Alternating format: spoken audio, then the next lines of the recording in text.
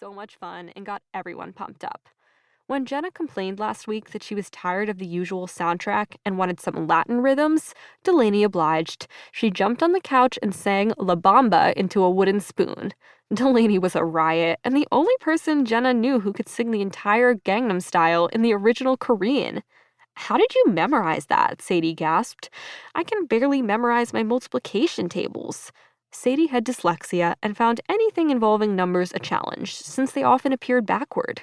Still, she had conquered her math phobia and become a valuable member of the PLC team, even leading the girls in a recent Battle of the Bakers competition on TV.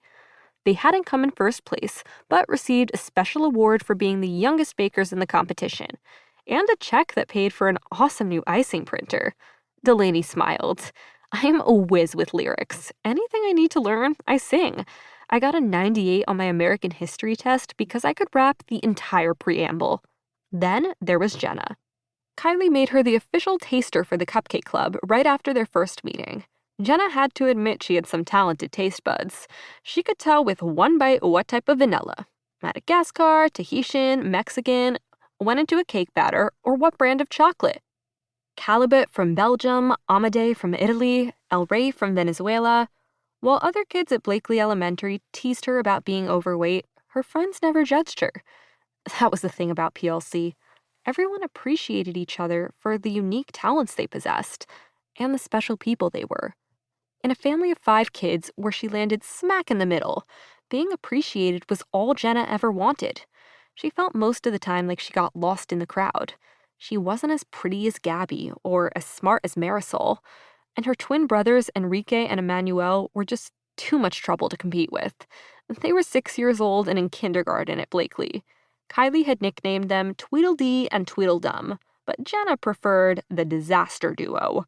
Wherever they went, chaos followed. This morning was no different. The living room looked like a tornado had swept through it. There were toys, blocks, sneakers, even a tube of toothpaste scattered around the room. Manny was busy building with Legos in a corner. And Ricky? Where was Ricky? "You the only one up?" Jenna asked, peering behind the sofa and in the closet. Ricky loved to jump out and scare her to death, and she suspected that was what he was plotting. "He's with Mommy mixing cake." Manny pointed to the kitchen. "He says he's going to join your cupcake club."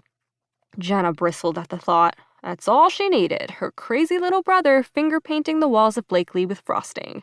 She knew Kylie would feel the same, but Juliet, their club advisor, always reminded them, the more the merrier. She didn't think anyone who wanted to join a club should be excluded. She'd never met Ricky. "Cake? You mean Magdalena's? My favorite Spanish sweet?" Jenna replied. "No, she said it's a wedding cake." Jenna looked puzzled. "A wedding cake? Why would Mommy be making a wedding cake?" Manny scratched his chin. That's what he did whenever he was thinking something over. "Dunno." "Ay, Dios mío," Jenna exclaimed. It was her Spanish version of OMG. She would have to get to the bottom of this. She barged through the kitchen door and found her mother and Ricky at the counter frosting a white cake. "Buenos dias, mija." Her mom smiled brightly. Ricky held up his hands covered in frosting. "Hola, Jenna." "Everyone is up so early today," said a voice behind her. It was her mother's boyfriend, Leo. Jenna spun around and gave him an icy stare. What was he doing here? He tried to kiss her on the top of her head, but Jenna pulled away. Hadn't she made it clear every time he was here that she didn't like him? Her mom had scolded her for practically ignoring him the entire Christmas Eve dinner. Jenna had kept her face buried in her plate of cordero asado, her mom's famous roast lamb. "You're very quiet, Jenna," Leo had remarked. "Hope you're not feeling bad." Manny and Ricky cracked up and began making more barnyard animal sounds. Jenna didn't glance up once from her plate. She didn't know what her mother saw in this guy.